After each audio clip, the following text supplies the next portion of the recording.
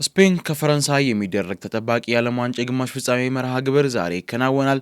ይህ ጨዋታ እንዴት ይታያል? ምንስ ይመስላል? የሚሉትን ዝርዝር ጉዳዮች እስከ መጨረሻው ድረስ አብረን የምንመለከተው ነው የሚሆነው። እንዲሁም ደግሞ በዓለም ዋንጫው ምክንያት የተሸፈኑ የዝውውር መረጃዎች አሉ።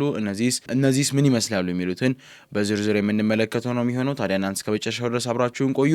የደመጣችሁ የሚገኘው የዕለተ ማክሰኞ የገበያ ስፖርትን ተወዳጅ ፕሮግራም ነው። ታዲያ በማለዳ ዜናዎቻችን የምንዳስሳቸው በርካታ ጉዳዮች እስከ ፍጻሜው ድረስ እያደመጣችሁ ቤተሰብነታችንን እያጠናከራችሁ ትቆዩ ዘንድ ግብዣችን ነው። ታዲያ ሮቤል አብርሃም ደግሞ ከዜናዎቹ ጋር አብሬያችሁ የምቆይ ነው የምሆነው ማለት ነው። መልካም ጊዜ።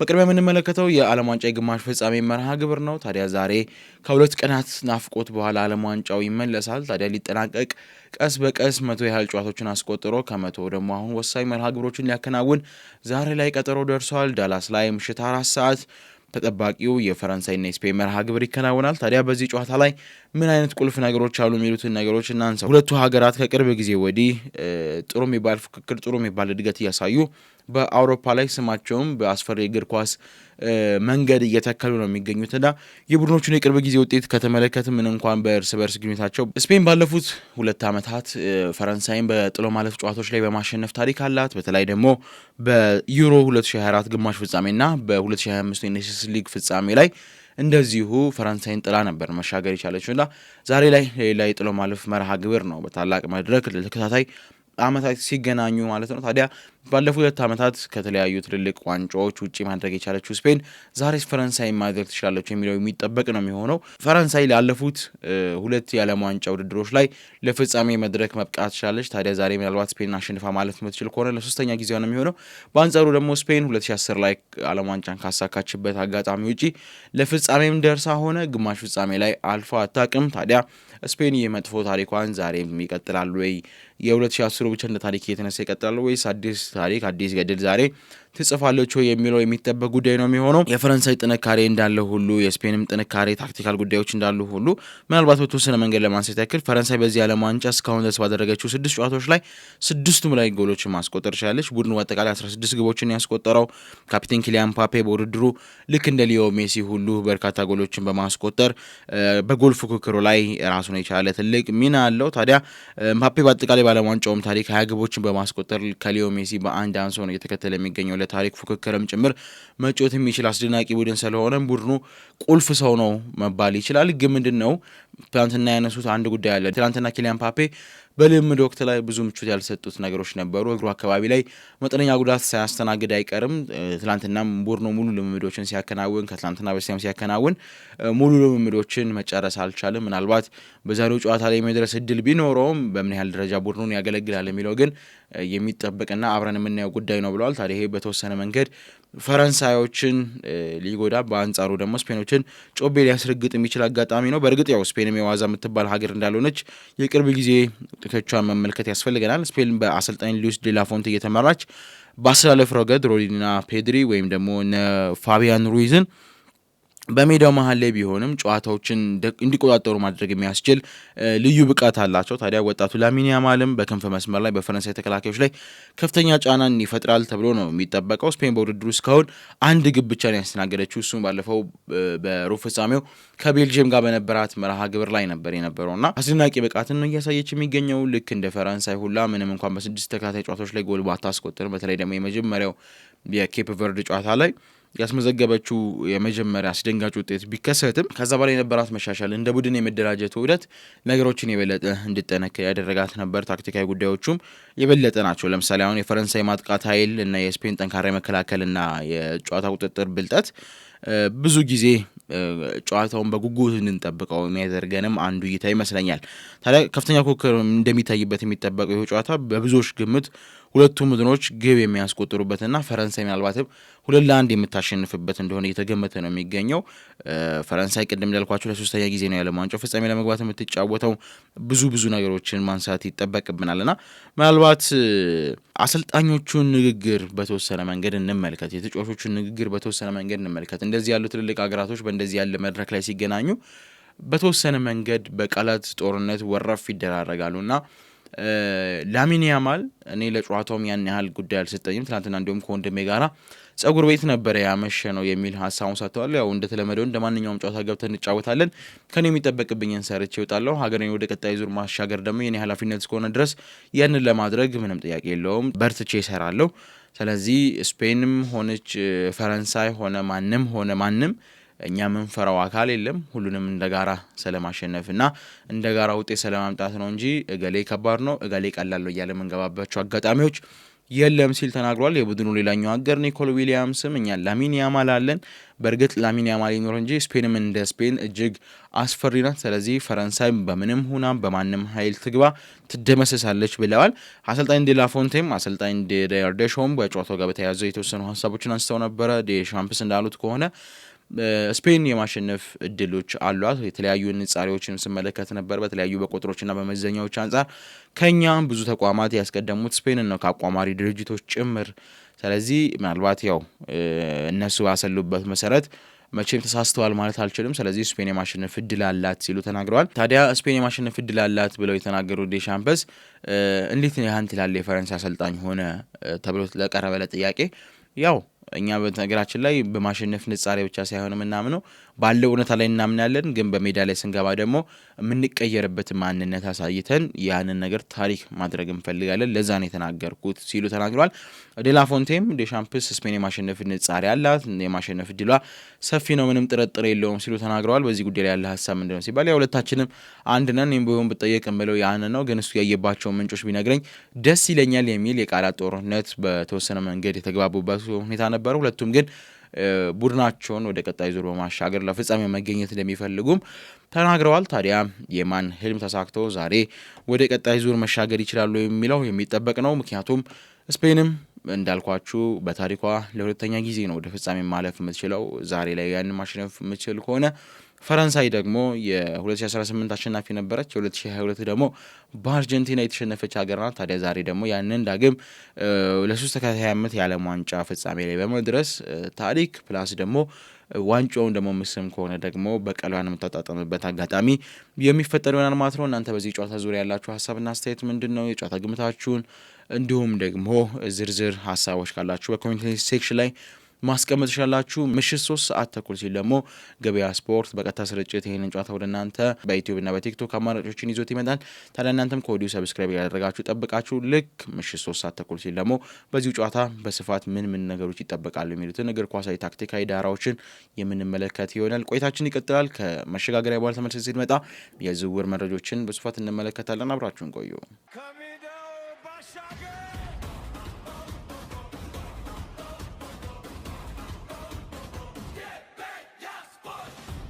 ተመልሰናል። የዝውውር መረጃዎችን ደግሞ እንመልከት። ያው ከዓለም ዋንጫው ጋር በተገናኘ በርካታ የዝውውር መረጃዎች እንዲሁ እየታለፉ ነው የሚገኙ። ታዲያ ምናልባት በዓለም ዋንጫው ጥላ የተሸፈኑትን የተወሰኑ የዝውውር መረጃዎችን እንዲሁም ደግሞ ሰምተናቸውም ሊሆን የሚችሉ የዝውውር መረጃዎች ይኖራሉ። ትናንትና ጀምሮ የተጠናቀቁ አብዴት እናድርጋቸው። ዩሪ ቴሌማንስ ወደ ማንቸስተር ዩናይትድ ለመዘዋወር ሁሉም ነገሮች ከስምምነት እንደደረሰ ፋብሪዚዮ ሮማኖ በተለመደው ሄርዊጎ በሚለው ቃሉ አረጋግጧል። ታዲያ የአስቶን ቪላው የ29 ዓመት የመሃል ሜዳ ሞተር በትላንትናው ዕለት ወደ ማንቸስተር ዩናይትድ በ35 ሚሊዮን ፓውንድ የግሉ ለማድረግ ከአስቶን ቪላ ጋር ከስምምነት ደርሷል።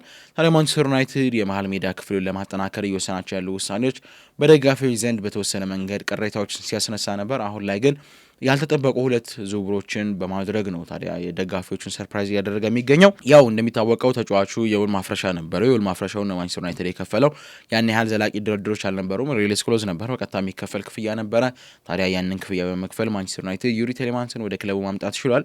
እርግጥ ነው 29 ዓመቱ ቢሆንም እንደ ጥሩ ባካፕ እንዲሁም ደግሞ ለቡድኑ በሚሰጠው ግልጋሎት በተለይ ደግሞ ተቀይሮ ገብቶ ውጤት መቀየር የሚችል አስደናቂ ተጫዋች በመሆኑ ማንቸስተር ዩናይትድ ከምንም በላይ ደግሞ ፕሪሚየር ሊግ ፕሮቨን የሆነ የሆነ ተጫዋች በመሆኑ ሊያስፈርመው እንደወደደ ነው እየተገለጸ የሚገኘው። እንደሚታወቀው ከቀናት በፊት ማንቸስተር ዩናይትድ የአንድ አማካኝ ዝውውር ለመፈጸም ከስምምነት ደርሶ የነበረ ቢሆንም አቋርጠውት ነበር ኤንደርሰንን። ታዲያ የኤደርሰን ዝውውር መቋረጡን ተከትሎ ማንቸስተር ዩናይትድ አፋጣኝ የቤት ስራዎችን ቀናት ባልፈጀ ሂደት ላይ 2 ፊርማዎችን ማግኘት የሚያስችለውን ስምምነት መፈጸም ችሏል ማለት ነው። ታዲያ ኤደርሰን እንደሚታወቀው ባደረገው የሕክምና ምርመራ ምክንያት የጉልበቱ ላይ የተወሰነ ህመሞች ስላሉ ያ ነገር ተባብሶ ለቡድኑ ከሚሰጠው ግልጋሎት የበለጠ ጉዳት ላይ ጊዜውን ያጠፋል በሚል ለአትላንታ ተመልሶ ነበር። እርግጥ ነው ይሄ ፋይል ሙሉ በሙሉ አልተዘጋም። ምናልባት በዚህ አጋጣሚ ለማድረስ ያክል ማንቸስተር ዩናይትድ ምናልባት ተጫዋቹን ቀድሞ ሊገዛበት ከነበረው 45 ሚሊዮን ዩሮ በግማሽ በመቀነስ ተጫዋቹን የግሉን ለማድረግ አሁንም ድረስ ከክለቡ ጋር ንግግር ላይ እንዳሉ ነው እየተገለጸ የሚገኘው።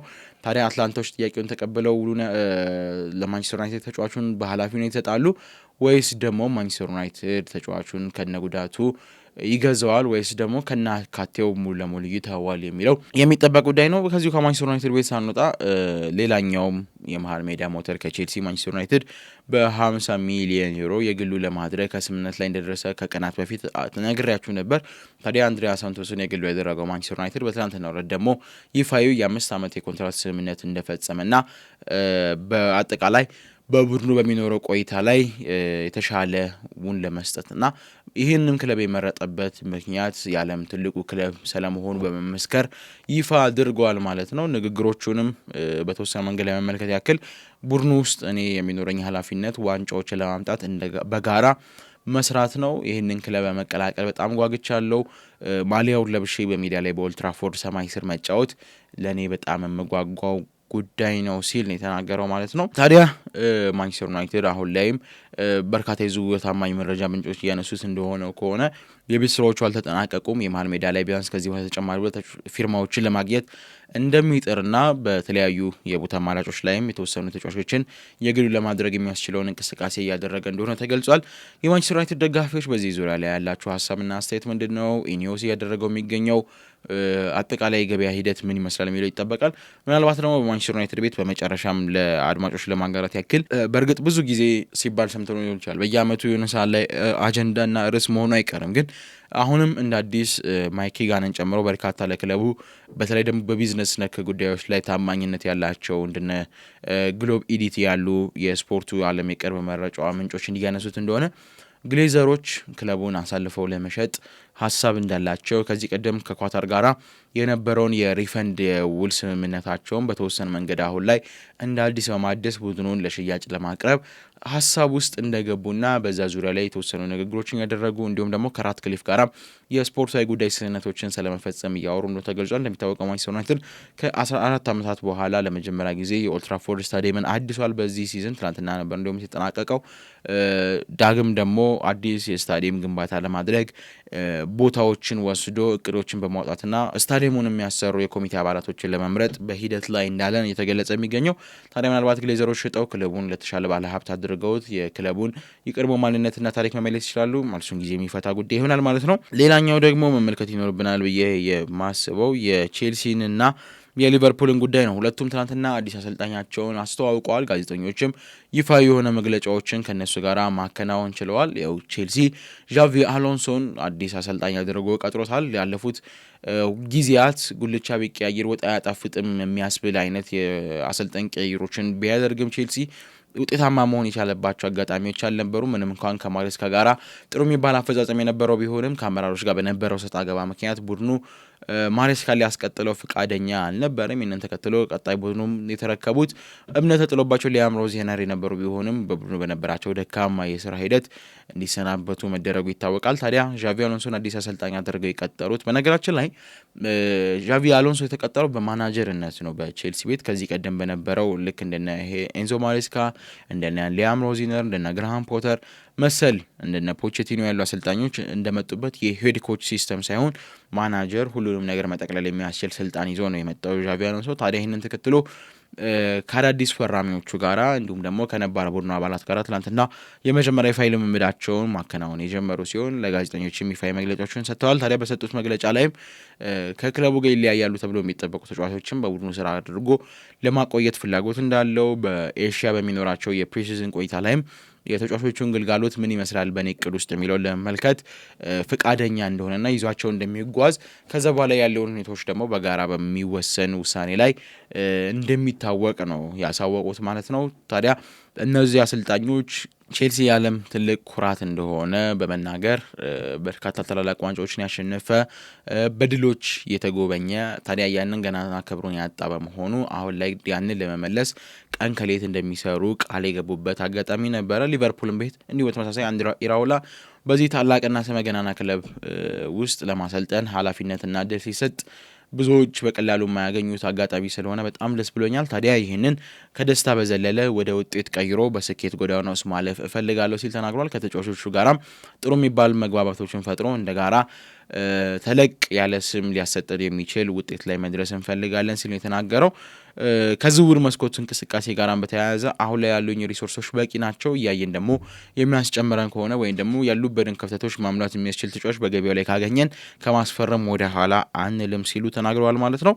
እናንተስ በዚህ ጉዳይ ላይ ያላችሁ አስተያየት ምንድን ነው? አርኔ ስሎትን ያሰናበተው ሊቨርፑል አንድሬ ኢራኦላን ከቦርንማውዝ ማምጣት ችሏል። ታዲያ አንድሬ ኢራኦላ በሊቨርፑል ቤት የሚኖረው ቆይታ ምን ይመስላል? ዣቪ አሎንሶስ በቼልሲ ቤት የሁለቱን ክለቦች ነበር የቀድሞ ታሪካቸው መመለስ ይችላል ወይ የሚለውን ወደ እናንተ መልሼ ያደረስኳችሁ። በዚህ ጉዳይ ላይ ያላችሁንም ሀሳብ እንድትሰጡን ጋበዝኳችሁ። ምናልባት በመጨረሻ ማንሳት ይጠበቅብናል ብዬ የማስበው አርሰናል ከተጫዋቹ ጋር ተለያይቷል። ሊያንድሮ ትሮሳርድ ከክለቡ ጋራ ተለያይቶ ወደ ቤሺክታሽ ለማቅናት ከስምምነት መደረሱ ተሰምቷል። ቀደም ሲል ስምምነቶቹ ተፈጽመው የነበረ ቢሆንም በግል ጉዳይ ዙሪያ ግን ነገሮች እንደታሰበው አልሄዱም ነበር። ይሁን እንጂ አሁን ላይ በመጨረሻ ትሮሳርድ ወደ ቱርኩ ክለብ ቤሺክታሽ ለማቅናት መስማማቱ ሙሉ ለሙሉ የተገለጸው የሕክምና ምርመራውን በቀጣዮቹ ቀን ተከናውነው ይፋዊ ዝውውር ነገ አሊያም ደግሞ ዛሬ ምሽት ልንሰማ እንደሚችል ነው ይጠበቅ የሚገኘው። ሁሉም ነገሮች ግን ተጠናቀዋል። አርሰናል ተጫዋቹን በ20 ሚሊየን እንግዲህ የግሉ በማድረግ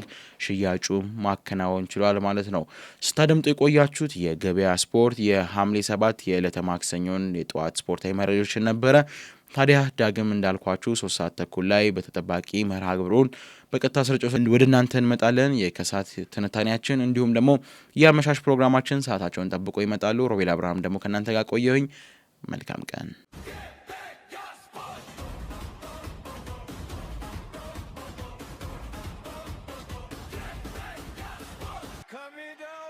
Shaka!